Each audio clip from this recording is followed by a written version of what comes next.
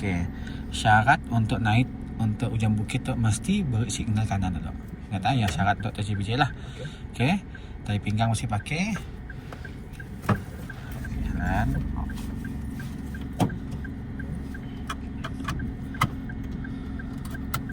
Okey. Untuk poinnya kita akan nampak ada tiang 2 gig di atas tu nah. Tiang berwarna hitam putih. Ada 2 tiang lah. Okey. Tiang pertama, tiang kedua di belakang.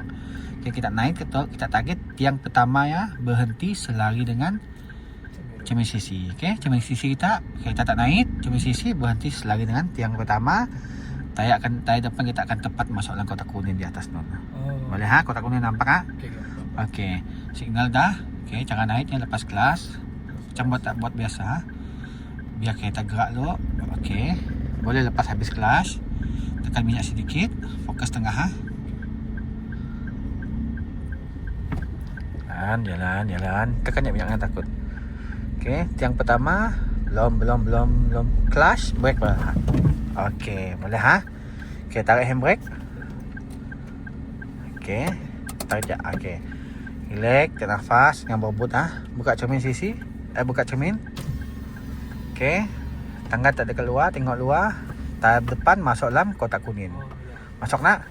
Okey, tengok cerminnya selari dengan tiang. Sukat je cermin selari dengan tiang pertama, automatik tayar depan kan masuk dalam kotak kuning nah. Okey, tekan horn, angkat tangan. Okey, ready mau turun lah. Okey, lepas kelas perlahan dengan lepas habis lah.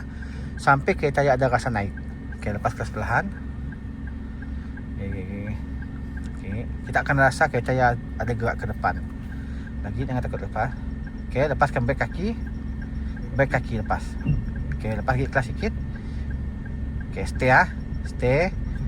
Okey, stay kan ya. Turun handbrake. Kelas lepas sikit. Relax ya, biar aja. Okey, turun habis handbrake lah.